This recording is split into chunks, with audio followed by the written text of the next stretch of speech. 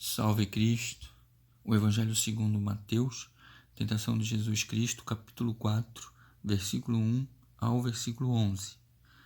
Então foi conduzido Jesus pelo Espírito ao deserto para ser tentado pelo diabo. E tendo jejuado 40 dias e 40 noites, depois teve fome. E chegando-se a ele o tentador, disse: Se tu és o Filho de Deus, manda que estas pedras se tornem em pães. Ele, porém, respondendo, disse: Está escrito: Nem só de pão viverá o homem, mas de toda a palavra que sai da boca de Deus. Então o diabo o transportou à cidade santa e colocou-o sobre o pináculo do templo. E disse-lhe: Se tu és o Filho de Deus, lança-te de aqui abaixo, porque está escrito que aos seus anjos dará ordens a teu respeito, e tomar-te-ão nas mãos, para que nunca tropeces com o teu pé em alguma pedra. Disse-lhe Jesus: Também está escrito: Não tentarás o Senhor teu Deus. Novamente o transportou o diabo a um monte muito alto e mostrou-lhe todos os reinos do mundo e a glória deles. E disse-lhe: Tudo isto te darei, se prostrado me adorares. Então disse-lhe Jesus: Vai-te, Satanás, porque está escrito: Ao Senhor teu Deus adorarás, e só a ele servirás. Então o diabo o deixa, e eis que chegaram os anjos e o serviam. Então aqui a gente percebe que tentação, ela não está se referindo a alguma coisa ruim, algo negativo. A tentação é um teste para demonstrar, para provar a qualidade de uma pessoa. No caso, assim serviu para o início e o teste de Jesus e o seu relacionamento para com Deus, servindo também de exemplo para nós.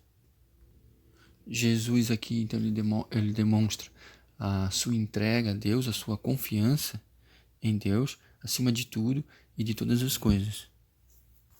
Então, nesta passagem, a gente vê a questão da tentação com relação ao alimento, à fome.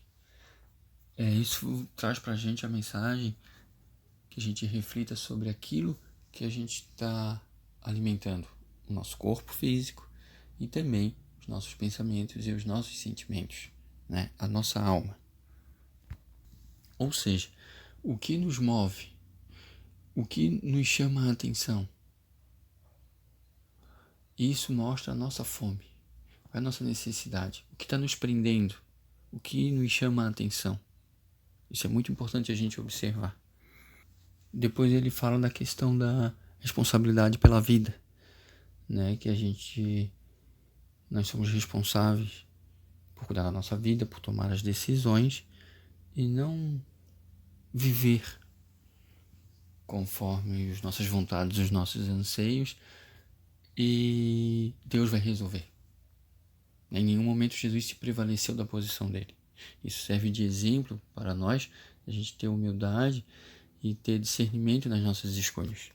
E por último, então, a gente vê a questão da posse, né, da vontade que o ser humano tem de ter poder, né, no mundo, né, perante o mundo, onde o Cristo dá como resposta que só a Deus ele adora, ele está em plena comunhão com Deus, ele reflete a Deus no seu ponto máximo.